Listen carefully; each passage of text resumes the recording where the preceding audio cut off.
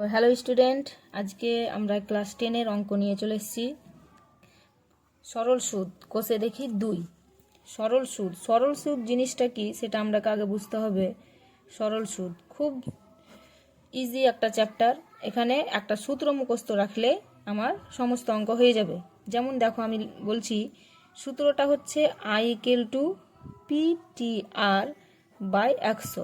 ঠিক আছে, এবার এখানে আমার আই কি, পি কি, টি আর এগুলো কি সেগুলো আমাকে জানতে হবে। দেখো, পি বলি আগে। পি মানে হচ্ছে প্রিন্সিপাল। ঠিক আছে, পি মানে প্রিন্সিপাল। তো প্রিন্সিপাল মানে হচ্ছে আসল। প্রিন্সিপাল হচ্ছে ইংলিশ ভার্সন। তো প্রিন্সিপালকে পি দিয়ে আমরা ডিনোট করব, যেটা হচ্ছে আসল। টি টি মানে টাইম, আমরা জানি, তাহলে এটা হবে সময়। তারপরে আই আই মানে হচ্ছে ইন্টারেস্ট, তাহলে ইন্টারেস্টের আই আসছে, এটা হচ্ছে সুদ। আর থাকছে আমাদের কি আর, তাহলে আর মানে হচ্ছে রেট অফ ইন্টারেস্ট। আর মানে রেট অফ ইন্টারেস্ট, মানে সুদের হারটা কত, তাহলে আর মানে হচ্ছে এখানে সুদের হার। ঠিক আছে, এটা আর পার্সেন্ট দিয়ে থাকে, তাহলে বুঝতে পারবো তোমরা। তো এই হচ্ছে আমাদের সূত্র। আসল জিনিসটা কি সেটা আমরা বলে দিলাম। আর এখানে একটা জিনিস মনে রাখতে হবে, যে ব্যক্তি টাকা ধার দেন তাকে বলা হয় উত্তমর্ণ, এবং যে ব্যক্তি টাকা ধার নেন তাকে বলবো অধমর্ণ। এই যে ব্যক্তি টাকা ধার দেন তাকে বলবো উত্তমর্ণ, এবং যে ব্যক্তি টাকা ধার নেন তাকে বলবো অধমর্ণ। বুঝতে পেরেছো? এবার আমরা অঙ্কতে চলে আসি। দেখো কি বলছে একের অঙ্কটা। দুই বন্ধু একসঙ্গে একটি ছোট ব্যবসা চালানোর জন্য বার্ষিক 12% সরল সুদের হারে একটি ব্যাংক থেকে 15,000 টাকা ধার নিলেন। 4 বছর পরে ওই টাকার জন্য তাদের কত টাকা সুদ দিতে হবে হিসাব করি। দেখো, এখানে বলেছে কি বার্ষিক মানে বছর, বার্ষিক মানে কি বছর। ঠিক আছে, তো 12% হার, এই যে 12% সরল সুদের হার, তাহলে এটা কি আর এর মান। আর 15,000 টাকা ধার নিলেন, 15,000 টাকা ধার নিয়েছেন মানে কি, তার এখানে আসলটা কত, আসলটা হচ্ছে 15,000, আর টাইম কত, এই যে 4 বছর পর। তাহলে আমাকে বের করতে হবে কি তিনি তাকে কত টাকা সুদ দিতে হবে, মানে আই এর মানটা আমাকে বের করতে হবে। ঠিক আছে, তো এখানে দেখে নাও। তাহলে আমরা লিখব কি, গণিতের ভাষায় সমস্যাটি হলো কি I/PTR/100।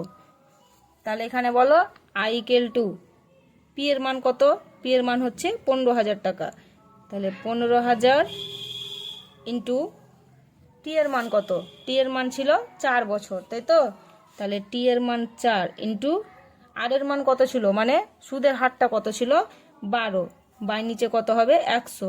তাহলে এখানে দুটো শূন্য কেটে দাও। তাহলে এটা যদি গুণ করি তাহলে দেখো 4 15 কত হয় 60, তাহলে 60, তার সঙ্গে একটা শূন্য বসিয়ে দাও, ইন্টু 12, তাহলে 6 12 কত হয় 72, তার সঙ্গে দুটো শূন্য, তাহলে 7,200 টাকা। তো কি বলেছিল, 4 বছর পরে তাদের কত টাকা সুদ দিতে হবে, তাহলে অতএব 4 বছর পরে 7,200 টাকা সুদ দিতে হবে। নেক্সট দেখো, বলছে 2005 সালের 1 জানুয়ারি থেকে 27 মে পর্যন্ত বার্ষিক 6% সরল সুদের হারে 2,000 টাকা সুদ কত হবে নির্ণয় করি। তাহলে এখানে আমাকে সুদ বের করতে দিয়েছে, মানে কি আই এর মান বের করতে দিয়েছে।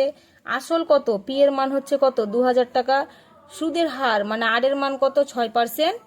আর এবার আমাকে এখানে যে সময়টা বলেছে সেটা 1 জানুয়ারি থেকে 27 মে পর্যন্ত বলেছে।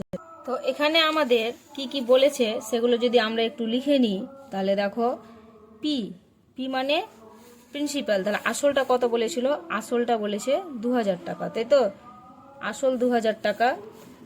আর এর মান কত বলছে, আর এর মান বলেছে 6%, মানে যেটা সুদের হার আর এর মান।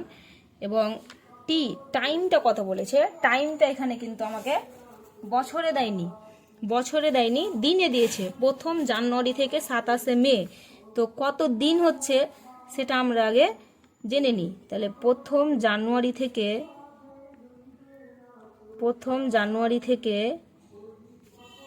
27 মে কত দিন হবে দেখো। তাহলে দেখো, জানুয়ারি মাস কত দিনে হয়, জানুয়ারি মাস হয় 31 দিনে, তাহলে 31 হলো। তাহলে তার সঙ্গে যোগ করব কাকে, ফেব্রুয়ারি মাস কত দিনে হয়, সাধারণত 28 দিনে হয়, যেগুলো লিপ ইয়ার হয় সেটা হয় 29 দিনে। তো এখানে আমাকে সালটা কত দিয়েছে, সাল দেখে কিন্তু ফেব্রুয়ারি মাসটা বসাতে হবে। সাল দিয়েছে 2005, তাহলে 2005 সাল কি অধিবর্ষ হচ্ছে? অধিবর্ষ হয় না। অধিবর্ষ হলে, যদি সালটা অধিবর্ষ হতো তাহলে ফেব্রুয়ারি মাসটা 29 দিনে হতো। তাহলে 2005 তো অধিবর্ষ হচ্ছে না, তাহলে এটা কি হবে? এটা আমাদের ফেব্রুয়ারি মাসটা 28 দিনে হবে। তাহলে জানুয়ারি, ফেব্রুয়ারি গেল। মার্চ কত দিনে হয়? মার্চ হয় 31, মে হয় 30, তার সঙ্গে যোগ হবে এবার জুন, তাই তো? সরি, জানুয়ারি, ফেব্রুয়ারি, মার্চ, এপ্রিল হয়, এটা এপ্রিল হলো 30 দিনে। আর মে হচ্ছে, দেখো এখানে আমাকে 27 মে পর্যন্ত বলেছে। তো কথাটা আমাকে কি বলেছিল যে 2000 টাকার সুদ, তাই তো? তো আমি যদি 2000 টাকা কোনো ব্যাংকে বা কোনো পোস্ট অফিসে যদি জমা রাখি, তো আমাকে কি 27 তারিখ পর্যন্ত সুদটা দিবে? 27 তারিখ পর্যন্ত দিবে না, আমি সেটা 26 তারিখ পর্যন্ত সুদটা পাবো। যেহেতু 27 তারিখ তো পুরোপুরি হয়নি, 27 মে আমাকে টাকাটা দিয়ে দিবে, মানে আমি কার সুদ পাবো? আমি পাবো 26 মে পর্যন্ত। তাহলে এখানে আমাকে সময়টা কিন্তু এখানে আমাকে 26 দিন নিতে হবে, বুঝতে পেরেছো? এটা যদি যোগ করি তাহলে হবে কত? 146। এখানে কেউ কিন্তু 27 করবে না, এটা মনে রাখবে। তোমাদের পরীক্ষাতে হয়তো সময় চেঞ্জ করে দিতে পারে, মানে এই মাসগুলো চেঞ্জ করে দিতে পারে। তাহলে তোমরা কোন মাস কত দিনে হয় সেটা ভালো করে দেখে নিবে ক্যালেন্ডার থেকে, ঠিক আছে? তো এবারে দেখো আমার টি এর মান বেরিয়ে গেছে। তাহলে আমি যদি এবার আই এর মান বের করি, তাহলে আই ইকুয়াল টু কি হয়? আই ইকুয়াল টু হয় PTR বাই 100। তাহলে পি এর মান কত? পি এর মান হচ্ছে 2000 ইন্টু টি এর মান কত? টি এর মান আমি পেয়েছি 146 দিন, তাই তো? এবার আমাদের টি এর মান আমরা সব সময় বছরে করব। সুদের অঙ্ক করতে গেলে টি এর মান সবসময় বছরে করতে হয়। তো 146 দিন আছে, এটাকে যদি আমরা বছরে নিয়ে যাই তাহলে 365 দিয়ে কি করতে হবে? ভাগ। এত বছর দিন থেকে যদি বছরে নিয়ে যায় তাহলে সেটা 365 দিয়ে ভাগ করে দিতে হবে। তাহলে 146 বাই কত? 365 ইন্টু আর এর মান কত? আর এর মান বলেছে 6, তাহলে আর এর মান হলো কত? 6 বাই 100। তাহলে এখানে দুটো শূন্য কেটে দাও, ঠিক আছে? এবার এখানে যদি 5 দিয়ে কাটি, 5 7 35, এক বাকি থাকলো, তাহলে এখানে হলো 15, তাহলে 5 3 15, আর এখানে 5 দিয়ে 4 5 20, আবার 73 রাখকে 73, 73 দুগুণা 146, তাহলে গুণ করলে কত হয়? 4 দুগুণা 8, 6 8 কত? 48। তাহলে সুদটা আমি কত পেলাম? সুদটা পেলাম আমি 48 টাকা, বুঝতে পেরেছ? তাহলে লিখে দাও, অতএব 2000 টাকার সুদ 48 টাকা, বুঝতে পেরেছ? তারপরে দেখো 3 নম্বর অঙ্ক। বার্ষিক 8.1% সরল সুদে 960 টাকার 1 বছর 3 মাসের সব বৃদ্ধি মূল কত হবে নির্ণয় করি। তো এখানে আমাদের মানগুলো কি বলেছে? পি এর মান কত বলেছে? পি আমরা বলেছে এখানে কত? 960 টাকা, তাই তো? তাহলে পি মানে আসল কত হচ্ছে? আসল হচ্ছে 960 টাকা। তারপরে টি এর মান কত বলেছে? 1 বছর 3 মাস। আচ্ছা, এটা 1 বছর 3 মাস বলেছে, তাহলে টোটাল কত মাস হচ্ছে?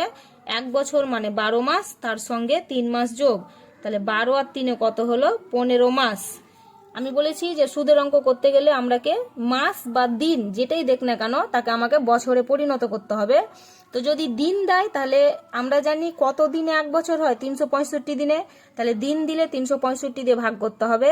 আর যদি মাস দেয় তাহলে কত মাসে 1 বছর হয়? 12 মাসে, তাহলে সেটাকে আমাকে 12 দিয়ে ভাগ করতে হবে। তাহলে 15/12 বছর, তাই তো? এত বছর হলো টি এর মান। আর এর মান কত বলেছে? আর এর মান বলেছে 8.1%।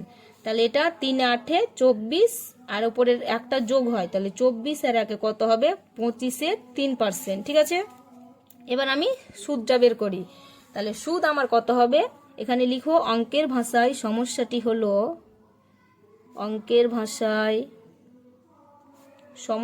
হলো I equal to PTR by কত? 100। তাহলে এখানে পি এর মান কত? পি এর মান হচ্ছে 960 ইন্টু টি এর মান কত? টি এর মান পেয়েছি 15/12 ইন্টু আর এর মান কত 25/3/100। এখানে একটা শূন্য কেটে দাও। দেখো 3 1 কে 3, 3 5 এ 15, 12 কে 12, 8 12 96, তাই তো। আবার এখানে কাটাকাটি হয়, 5 1 কে 5, 5 দুগুণে 10, আর 2 1 কে 2, 4 দুগুণে 8। বুঝতে পেরেছো? তাহলে 4 × 25, তাহলে 4 25 কত হলো 100 টাকা। এই 100 টাকাটা কি পেলাম আমি? এটা আমি পেয়েছি সুদ, কিন্তু আমাকে বের করতে দিয়েছে কি সববৃদ্ধি মূল। সববৃদ্ধি মূল মানে সুদে আসলে, মানে তুমি 960 টাকা ব্যাংকে যদি রাখো তাহলে তোমাকে তো একটা সুদ দিবে, সেই সুদটা তুমি পেয়েছো 100 টাকা। এবার তোমাকে যখন টাকাটা ফেরত দিবে তাহলে তুমি কি করবে? তুমি যে টাকাটা রেখেছো আসল, তোমার যেটা আসল 960 টাকা, সেই টাকাটা এবং সুদ তোমাকে সেই দুটো একসঙ্গে ফেরত দিবে। তাহলে অতএব সববৃদ্ধি মূল কত হচ্ছে? অতএব সববৃদ্ধি মূল কত? আসল কত ছিল? 960 প্লাস 100, তাহলে কত হলো 1060 টাকা। মানে সববৃদ্ধি মূল মানে হচ্ছে সুদে আসলে, ঠিক আছে? সুদ আর আসলটা মিলিয়ে যেটা হবে সেটা হচ্ছে সববৃদ্ধি মূল। এবার কি বলছে দেখো 4 নম্বরের অঙ্কটা। বলছে উৎপল বাবু তার জমি চাষের জন্য সমবায় ব্যাংক থেকে বার্ষিক 6% সরল সুদের হারে 3200 টাকা 2 বছরের জন্য ধার নিলেন, ঠিক আছে? 2 বছর পরে সুদে আসলে তাকে কত টাকা শোধ করতে হবে? তাহলে সুদে আসলে বের করতে দিয়েছে, ঠিক আছে? দেখে নাও তাহলে। তাহলে এখানে আমাদের 4 নম্বর অঙ্কটাতে আমাদের পি কত? পি হচ্ছে কত? 3200 টাকা, 3200 টাকা, ঠিক আছে?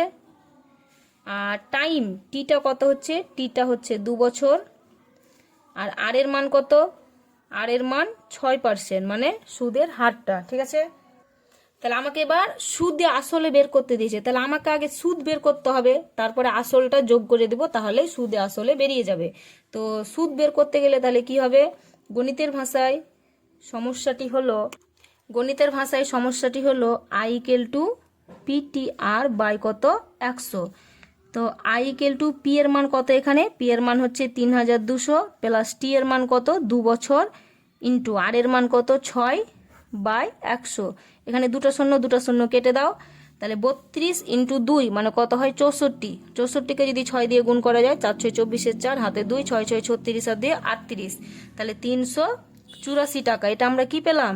এটা পেলাম সুদ, মোট সুদটা পেলাম।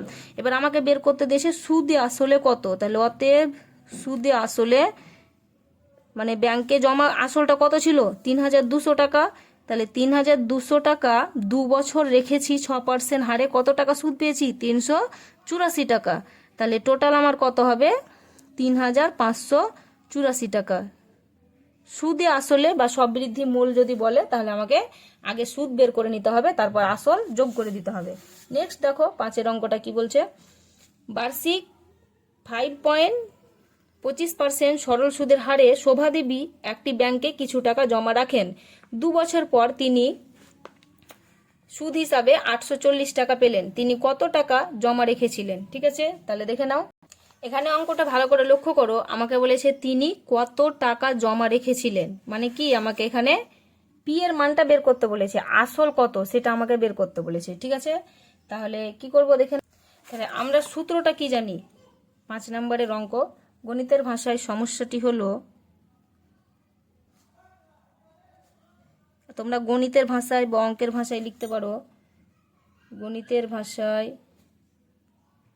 সমস্যাটি হলো কি জানি বলো? I equal to PTR by 100। তো এটা তো আমি সুদ বের করছি, আই মানে তো ইন্টারেস্ট, সুদ। আর আমাকে এবার বের করতে হবে কি পি এর মান, আসল কত। তো পি বা টি বা আর যেটাই বলুক না কেন, কি করে বের করবা দেখে নাও। আমরা এভাবে গুণ করি, আই সমান আই ইন্টু কত হয় 100, আর পি এর সঙ্গে কার গুণ হবে? এখানে কিছু নেই মানে 1।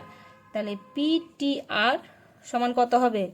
I into 100।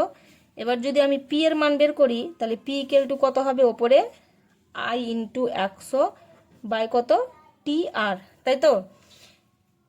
পি এর মান বা টি এর মান বা আর এর মান যেটাই বের করতে বলুক না কেন, এদিকে পি সমান, পি এর মান বের করতে বললে পি সমান আই ইন্টু 100, মানে আই ইন্টু 100টা উপরে যাবে, আর যদি টি এর মান বের করতে বলে তাহলে পি আরটার নিচে আসবে, আর আর এর মান বের করতে বলে পি টিটার নিচে আসবে। প্রত্যেকটা অঙ্ক ফলো করো, তাহলে বুঝে নেবে। দেখো তাহলে আমার আয়ের মান কত এখানে বলো, আয় মানে সুদ, তাহলে আমাকে সুদ দিয়েছিল 840 টাকা। কত পার্সেন্ট হারে দিয়েছে? 5.25% হারে। সময়টা কত ছিল? 2 বছর। মানে তুমি কত টাকা রেখেছো জানো না, তুমি 2 বছর পরে 5.25% হারে সুদ পাচ্ছ 840 টাকা। তাহলে কত টাকা জমা রেখেছিলে সেটা তোমাকে বের করতে হবে।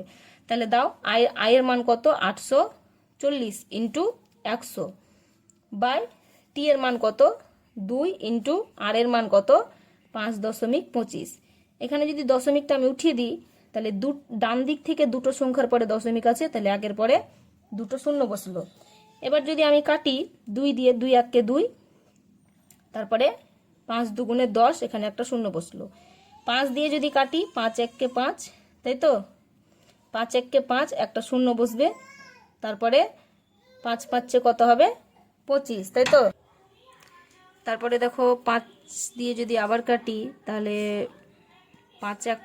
5 2 10, 5 1 কে 5, তাই তো। আর এটা 5 10 50, তাই তো। তারপরে যদি আবার আমি এখানে দেখি 3 দিয়ে যদি কাটি, তাহলে কি হচ্ছে দেখো, 3 দিয়ে, তাহলে এটা হবে 5 2 10, তাই তো।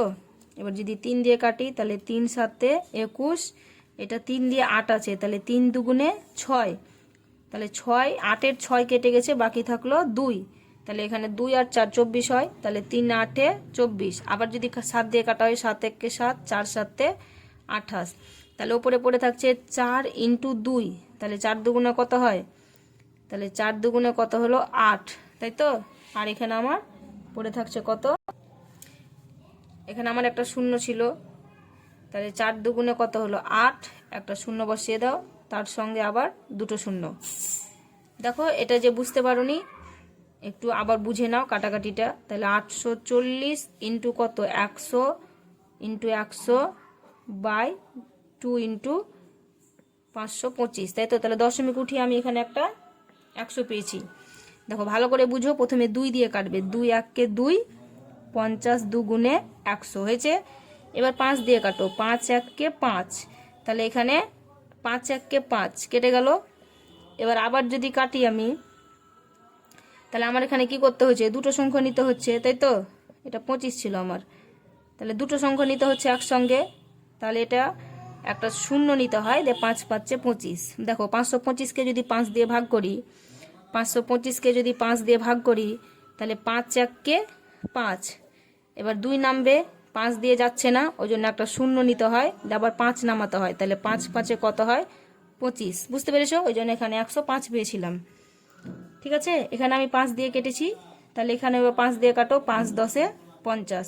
আবার যদি 5 দিয়ে কাটি, 5 2 10, 5 1 কে 5, আবার এটা 5 দিয়ে, 5 2 10। এবার 3 দিয়ে যদি কাটো, 3 7 21, এটা 3 2 6, তাহলে 2 বাকি থাকলো 24, 3 8 24, একটা শূন্য বসিয়ে দাও। আবার কাটো, 7 1 কে 7, 4 7 28, একটা শূন্য বসিয়ে দাও। তাহলে 40-এর সঙ্গে 2 গুণ করলে কত হবে? 80, 80-র সঙ্গে দুটো শূন্য বসিয়ে দাও, তাহলে 8000 টাকা। মানে তিনি কত টাকা রেখেছিলেন? অতএব 8000 টাকা জমা রেখেছিলেন। ঠিক আছে, তারপরে দেখো কি বলছে 6 অঙ্কটা। বলছে গৌতম একটি মুরগি খামার খোলার জন্য একটি সমবায় ব্যাংক থেকে বার্ষিক 12% সরল সুদের হারে কিছু টাকা ধার নিলেন। প্রত্যেক মাসে তাকে 378 টাকা সুদ দিতে হয়। তিনি কত টাকা ধার নিলেন? তাহলে দেখে নাও। তাহলে গণিতের ভাষায় সমস্যাটি হলো I = PTR বাই 100। আমাকে এখানে কি জানতে চেয়েছে? যে তিনি কত টাকা ধার নিলেন, মানে আমাকে পি এর মান বের করতে হবে। তাহলে PTR সমান কত হয়? I × 100। এর আগের অঙ্কতে দেখিয়েছি আমরা। তাহলে P সমান কত হবে? I × 100 বাই নিচে কত? TR। এবার আমরা মানগুলো এখানে বের করে নিই। I এর মান কত? I এর মান কত বলেছিল? 378 টাকা, তাই তো। আর এর মান কত বলেছে? মানে সুদের হার 12%। আর টাইমটা এখানে আমাকে বলেছে 1 মাস। 1 মাস আমাকে বলে দেয়নি, আমাকে এখানে বলেছে প্রত্যেক মাসে। তাহলে প্রত্যেক মাস মানে আমাকে 1 মাস ধরে নিতে হবে। তাহলে যদি মাস থাকে তাহলে সেটাকে বছর করতে হবে, তাহলে কত হবে 1/12 বছর, তাই তো। তাহলে এবার আসলটা কত হবে যদি আমরা মান বসিয়ে দিই, তাহলে আই এর মান কত হয়েছে 378 ইন্টু 100 বাই টি এর মান কত 1/12 ইন্টু আর এর মান কত 12। এখানে দেখো 12 কেটে দাও, তাহলে নিচে 1 আছে মানে কোনো কিছু নেই। তাহলে 378 সঙ্গে যদি 100 গুণ করা হয় তাহলে 37,800 টাকা। তাহলে আমাকে কি জানতে চেয়েছিল? অতএব তিনি 37,800 টাকা ধার নিলেন। আমার অঙ্ক যদি তোমাদের ভালো লেগে থাকে এবং এরকম যদি আরো অঙ্ক পেতে চাও তাহলে চ্যানেলটিকে সাবস্ক্রাইব করে অবশ্যই পাশে থেকো।